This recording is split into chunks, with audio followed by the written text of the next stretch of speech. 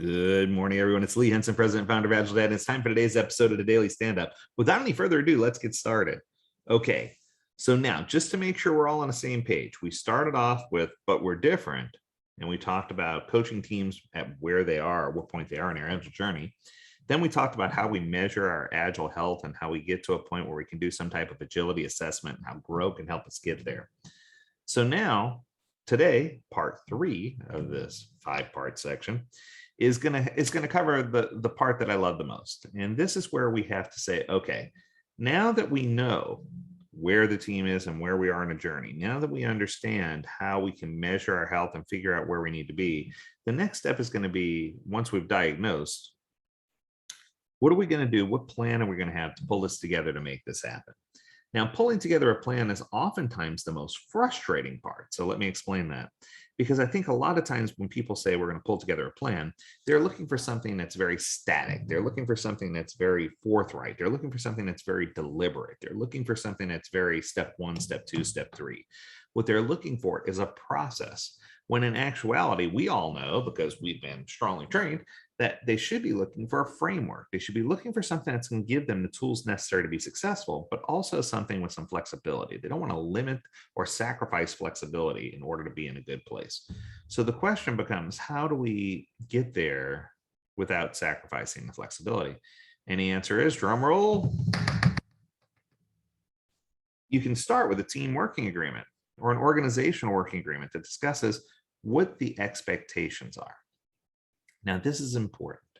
I think that at some point we need to come up with a set of guidelines or a set of, but I don't want it to be super rigid. And I think that's the difference.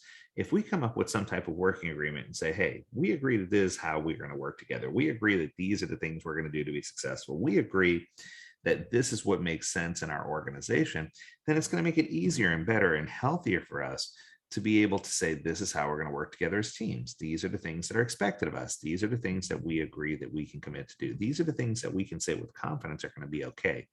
Because the truth is, we have to start somewhere. And I think that's another thing where organizations break down quite a bit. You know, it doesn't mean that once it's written, it's etched in stone and it can't be changed. Once it's written, it's a policy that we're going to try. It's something that we're going to agree that this is going to be our way of working. And I'm not trying to go too far down the discipline agile delivery path or the DAD path, but this is part of it that makes sense. I think every organization in some fit, form, or fashion does need to choose their way of working. They need to figure out where they are and what they're going to do. And whether it's a team working agreement or whether it's a collective bargaining agreement or whether it's how our marketing team is going to interact, a communications agreement of some sort, whether it's how we're going to handle inbound defects and other customer-facing issues, I think there's a lot for us to figure out. And I think that sometimes we just don't take the time to assess what we're going to do and how we're going to figure out and how we're going to measure certain things. So I think a big part of this too is how we're going to measure success. You know, what does our definition of done look like? How are we going to get our product or service to our customer? What I'm trying to say is there's a lot of information that we can capture with reasonable expectations. Now, question, does that mean it's going to work perfect every time? I hope you said no, because it's never going to be perfect every time. There's always going to be some room for variance. There's going to be some room for things to change if they don't go our way, right? And I think that I had someone who recently replied this past week on one of our LinkedIn posts, and they said that they plan in for variance. They plan in for these variables, and they don't block out necessarily a set amount of time because that's usually a bad idea. But when they go into planning, they always remind the team that something new is going to come up. Let's commit to one item less, or let's make sure, you know, because there's no harm, no foul in moving on and grabbing an item for the next sprint if we finish everything in this sprint. But what we want to avoid is having a team consistently overcommit to the things that they feel like they can do, knowing that there's going to be interruptions and other things that stop them. So the control part of this is probably the part that's the hardest. Now, I did have a good conversation with Dave West where we were talking about some things, some examples of things that should or shouldn't be in a Scrum guide. And it was a great conversation. But the one item that I remember specifically we talked about was a term called definition of ready. And I thought that his take on definition of ready was quite interesting.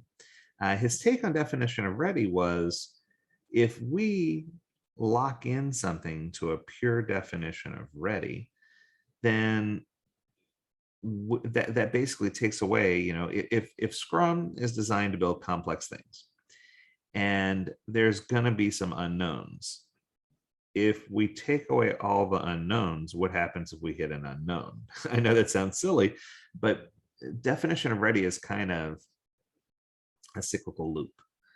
And I think that the teams and organizations that are seeking a definition of ready, for example, are the organizations that are looking for some way to assess whether the work is at a position good enough to enter into a sprint. And this is a real good example, right? Because I think that, is it important to have some type of criteria to say, hey, this is ready to be worked on? Absolutely. But is there also room for the team to have discovery and find out some unknowns? You bet. That needs to happen. If that's not happening, we have a different issue, right? So I think that the key here isn't necessarily what work we're going to do, or whether or not the work is at a state where it's going to be purely and easily consumable, even though I'd love that, right? And I always tell organizations our goal is to get to a point where the work is easy to consume and we're not constantly shuffling people, but we're adjusting a work in such a way that it makes it easy for multiple teams to swarm and get that work done, which makes total sense, right?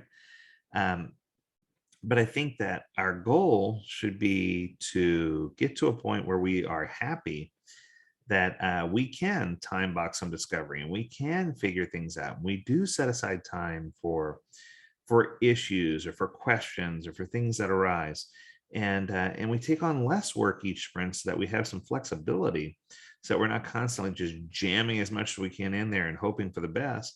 But we get to the point where we are actively pursuing, doing a great thing, and that we're setting proper goals and assess our goals. Does this match our sprint goal? Does this match our goal for the increment? Does this match our goal for what we're trying to do? And I think that if we get to the point where we can properly measure ourselves against those goals, and we're focused on building increments and not on building whole products, and we're trying to be successful in that, right, that's when we're going to discover that we're moving in the right direction. And oftentimes I hear leadership try to pin down and say, I need very specific, when will this be delivered exactly? Or how do I know this is absolutely ready to work on? Or do we have a process in place to lock in and make sure that and it makes me kind of crazy, right? But, but it's one of those things where we do have to address it because it happens in organizations. So it begs so many questions. And I think the key here, what they're trying to say is that as leaders, as stakeholders, as shareholders, as product ownership, that we grow weary, we grow tired of teams that are constantly committing to do things, or constantly, I shouldn't use the word commit, they're constantly signing up to do things and never finishing the items that they commit to do. They never finish the things they say they're going to, right? So the question then becomes how important is commitment as part of the Scrum or Agile framework? And is it something that we're taking seriously? So lots of questions, lots of good stuff. And, I hate to leave you with a cliffhanger, but I'm going to, because I think the last topic that I want to talk about this week has to do with commitment and the things that we commit to and how we surround ourselves with commitment. So that's going to do it for today. Keep it short and sweet. I hope you're ramping up for another good week. As always, we encourage you, if you have a topic you want to talk about, send us an email, learnmore@agiledad.com. We'd love to hear from you. And as always, we encourage you to stay healthy, stay well, and stay agile, my friends. Until next time, do take care.